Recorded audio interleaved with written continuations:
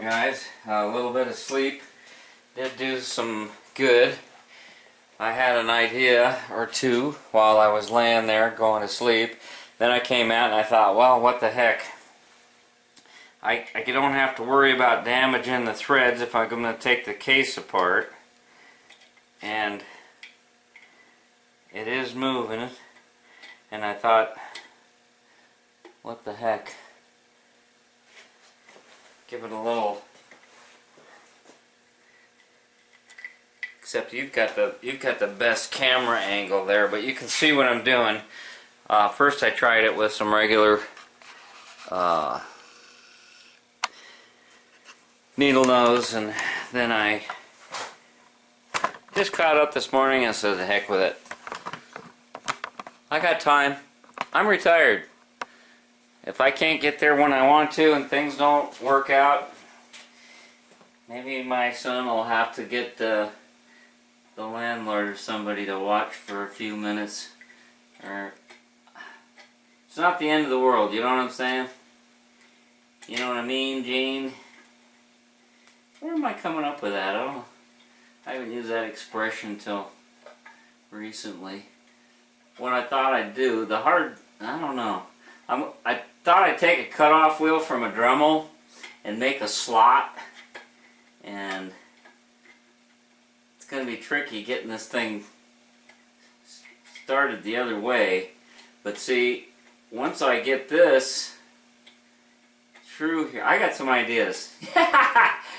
I read some of the comments this morning. I haven't done my normal routine.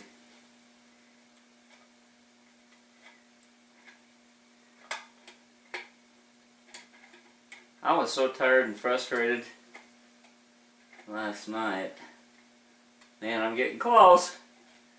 Getting close, guys.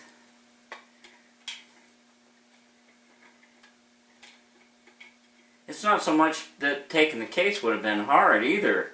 I'm just fighting the clock because it's the labor involved, and man, I got that seal. I got all the seals in. That oil pump can be a real pain, especially those aftermarket ones. And I had purchased that deep sump. We're getting close now, guys. I was thinking about tying a piece of dental floss around I think we're there.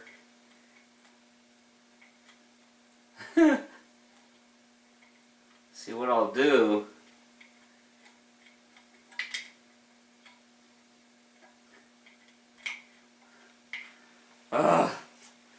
Shoulders getting stiff. My hands are sore. You know, you get those little tiny cuts on your fingertips. Even wearing those nitrile gloves, but there's some things like this you just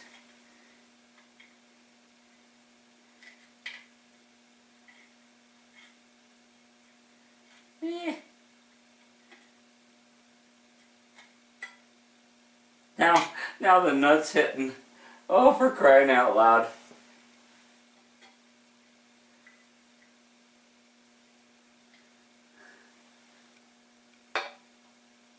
Okay, that sump covers as far as it's going to go.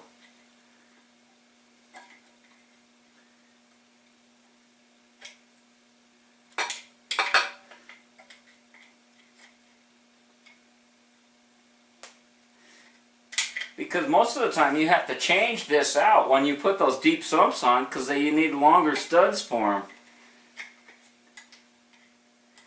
I don't remember. I was looking in the Berg book and he was talking about bending the tab and all this stuff, and it's like, where does he get the room to work to do that? I'm getting close. It's like one flat at a time.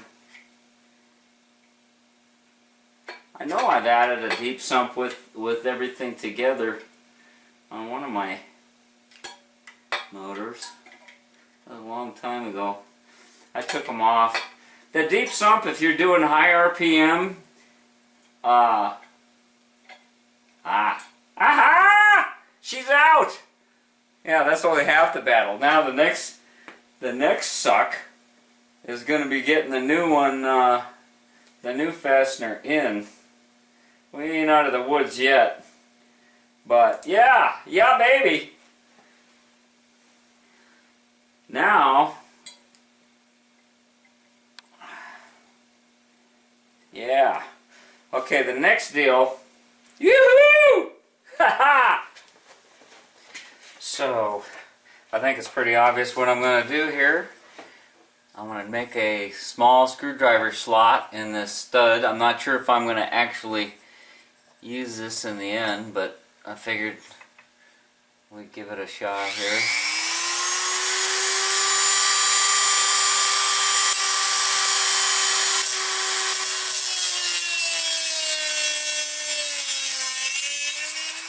Looks like we're out of the woods. I want to show you some options here. What I did was just take this stud, a new stud, and I took a Dremel, made a screwdriver slot in it, so that in the future, if I get into a jam, I can operate this screw a little better without damaging the threads. Now, I used a needle nose pliers. I held the nut inside there. I squirted it off with some brake fluid, and I will Loctite that and get it up. They have some green Loctite that's for after assembly. It's not as strong as red Loctite. I might snug it up a little bit and then reach in there with my needle nose and damage the threads so that the nut cannot come loose no matter what. It won't go to the end of the thread even if things do get loose. Now with the stud in there, the oil sump can't come out, and gravity's going to help hold it to the bottom. Plus there's a little bit of an overlap. I really don't like that tab. I don't know why I didn't pay attention to it before. I've never really noticed issues with that type of setup before, but obviously it's something I should have critiqued. We have options here. There's a couple of different kinds of deep sumps. I had ordered this one from CB Performance, and in order to use it, it comes with this package. It doesn't look like the studs.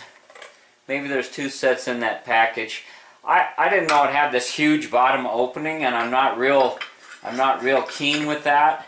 And since I don't know where this engine's going to be used, it may become off-road. I don't know how I'm going to like that cam. There's a lot of options. This sure gives you a lot of access. I've never tried this particular type before. Now here's another deep sump.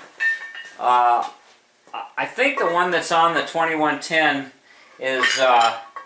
was a Berg unit. Now this one, I have the bolts. This one, if you notice, it has a little bit of a taper because this would be upside down. This has a little bit of taper to it. So not only do you get the extra 1.5 quarts of oil, but it's sort of draining it to where the pickup is, which is a good thing. Here's something that I've used for years and I really like it. Excuse me. This is, I don't remember where I got this. It has some O-rings on the inside, and it fits real nice around the tube. And then you take this, and it came with a screen and a snap ring to hold it in there, but I don't like to restrict the suction side. And this keeps it, these little legs keep it from falling down all the way, which would cut off your flow as well. So you've got a double O-ring coverage here, and then you stick this plate on, and it gives you kind of the same principle, a little bit of a deep sump type thing. And that way I won't have to be messing with these studs all the time, but you have to take the whole cover off, which is probably a good idea because you will collect residue in the bottom of these sumps. The stock original screen that fits in there that everybody complains about, those are fine for normal RPM range, and probably an occasional burst. Those pickups are pretty sensitive. Since I'm running an external oil filter, I could just leave the screen entirely off and go with the stock cover and the stock nuts and so on and so forth. That way I can drain my oil here and I still have the standard protection, and if I use the standard nuts, and you know, I'm going to post this video up, and I will think about that, and I'm going to have myself some breakfast. But thank goodness the Lord was listening to my prayers and gave me a little ray of hope this morning. All this oil is what's drained out, and during the process of putting this oil pump on, you want to use a lot of oil. Don't be stingy with oil during your assembly. This all cleans off. Just take a can of brake fluid and rinse this off when you're done. You don't want it on your sealing surfaces, but during the process of assembly, this always happens. It's I use a liberal amount of not assembly lube, just motor oil, whatever concoction that you use. I don't use any grease on the bearings or lubriplate or any of that sort of stuff. I just use the motor oil, and I use a Lucas additive. It's a real slippery synthetic stabilizer, and I'll put that on the bearing surfaces and so forth. So anyhow, I'm real pleased. I got a good night's sleep. I was pretty darn tired. I'm glad I just walked away from it, because last night I was really frustrated, and I know you guys are enjoying the drama, so I'm going to go in and have some breakfast and post this up. You have a great rest of your day. Thanks for watching. Thanks for subbing. TheEZGZ out.